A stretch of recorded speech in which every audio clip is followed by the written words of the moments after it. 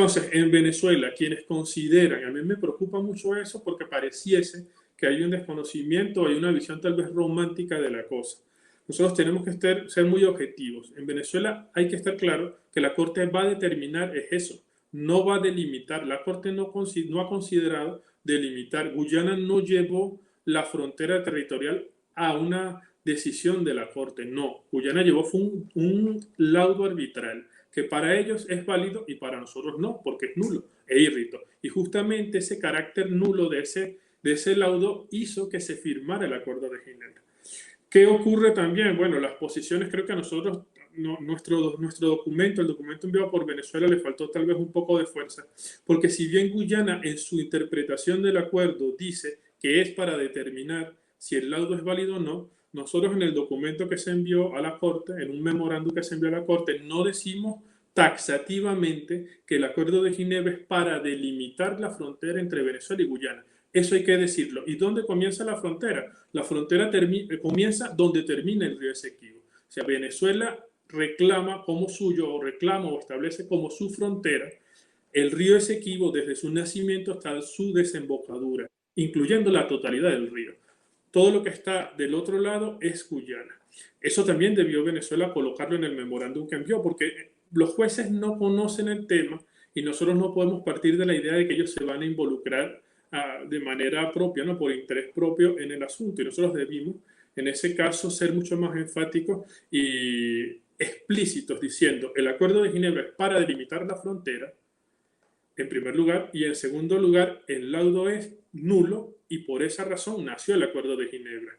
Yo, como decía anteriormente, sí presiento que la Corte se va a declarar competente porque los argumentos de Guyana, dentro de su lógica, fueron contundentes. Nosotros tal vez nos faltó muchísima mayor fortaleza. Guyana nos hizo quedar como mentirosos en la Corte porque nosotros generalizamos en la posición histórica venezolana.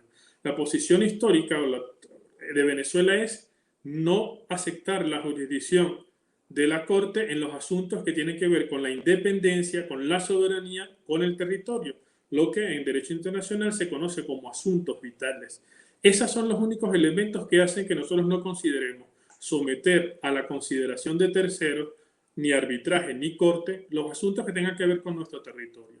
De resto, hay otros asuntos que sí aceptamos la jurisdicción de la Corte. Eso lo dijo Alan Pelé, que es uno de los defensores de Guyana, y dijo, bueno, Venezuela dice que no acepta la jurisdicción de la Corte, pero yo encontré 2 acuerdos bilaterales y varios acuerdos internacionales en donde Venezuela lo acepta, haciéndonos quedar como mentirosos. ¿Qué sucede? Que en la argumentación, yo estuve leyendo el memorándum que presentó Venezuela, y en la argumentación desafortunadamente se generalizó. Se dijo que no hay acuerdos en donde Venezuela acepte la jurisdicción de la Corte, y eso no es cierto.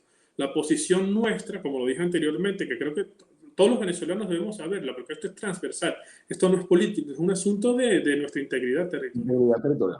La posición histórica de Venezuela es no recurrir a terceros, ni arbitraje, ni cortes para someter asuntos que tengan que ver con su independencia, soberanía, territorio, es decir, intereses vitales. Porque el Esequibo no lo estamos perdiendo ni lo estamos ganando. La reclamación está activa, está viva. Si se buscase culpables, diríamos que en 1970, cuando se activó el protocolo de Puerto España, eso debilitó la reclamación venezolana que venía con fuerza. El acuerdo lo congeló con la aceptación de Venezuela. El acuerdo de Ginebra se congeló 12 años. Es decir, que ahí las responsabilidades, el territorio no lo hemos perdido, así que no podemos hablar post-mortem. Lo que hay que hacer es buscar la manera de trabajar conjuntamente todos los sectores de la sociedad, fundamentalmente los políticos, en la recuperación del territorio, en la presentación de una posición consolidada y firme de Venezuela, no de partes de Venezuela, sino de toda Venezuela.